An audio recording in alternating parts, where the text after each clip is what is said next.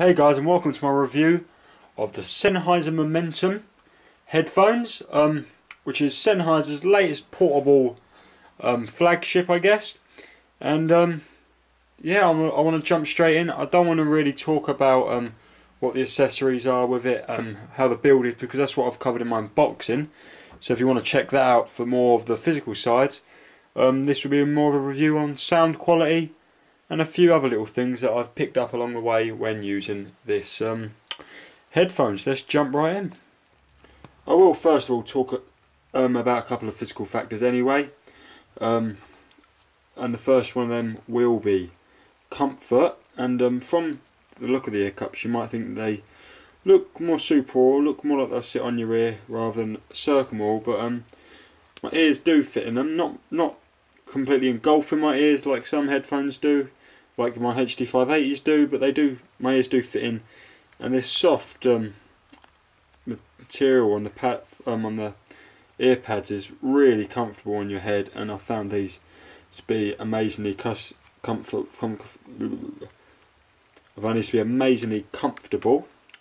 So that's a good thing about them.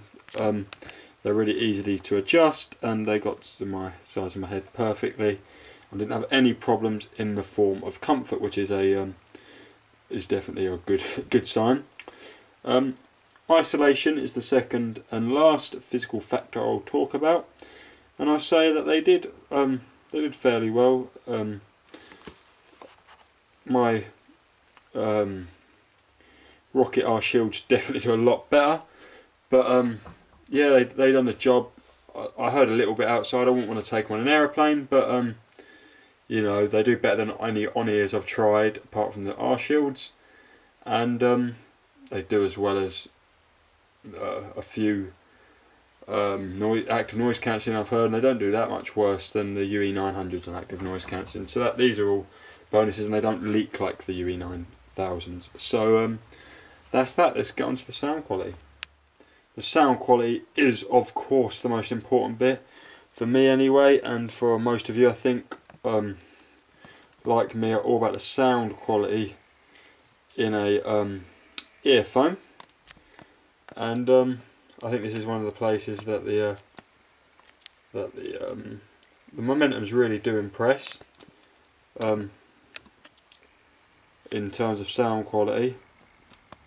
They have they have overall a warm sound, a warm laid back sound, quite Sennheiser in fashion really. It reminds me of a closed HD 650 in some areas.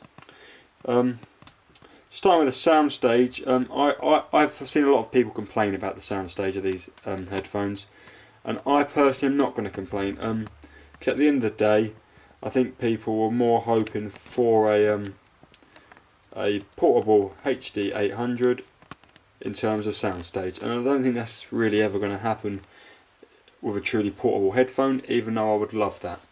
It is a smaller soundstage, but I think it still had elements of all three dimensions that you need. Vocal height was quite good with it, and yeah, I'm not going to say it's spacious or airy or open, but you know, it was just outside my head, and I didn't feel congested really when I was inside the small soundstage when I was wearing them, that I do feel maybe with the Sennheiser HD 25s.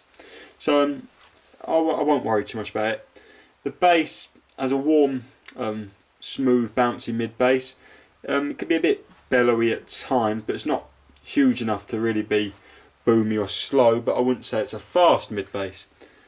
It's slightly boosted above the mids. It's the slight focus of the headphones, a bit above the sub bass as well. But the sub bass extension is good. It's healthy, provides you a nice rumble, but it's not over the top. It won't give overkill in sub bass rumble. Maybe a little bit more extension would have been nice, and a bit better texturing down deep, but overall weren't too bad. So yeah, the bass was overall nice. The mids, a slight recession to them, and they do have a nice warmth to them from the slight mid bass boost, but it's overall a nice sound. I really am impressed by the balance in the mids.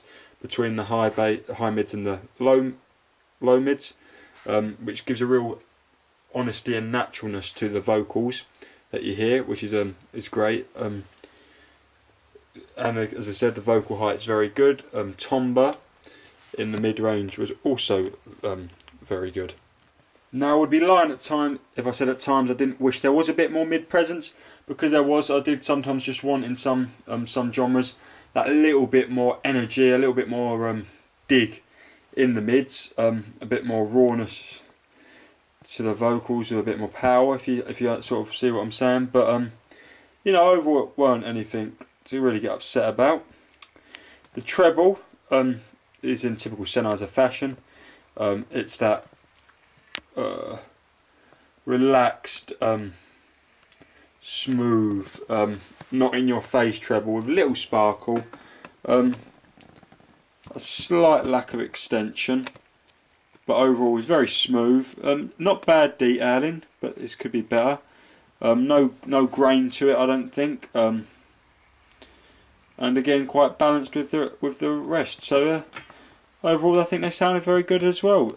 So I think they're a great sounding pair of headphones on the portable market. I prefer them to the Denim D2000s, which I've modded, which a lot of people were surprised at. I preferred them to the UE 9000s. I preferred them to the V-Moda M80s.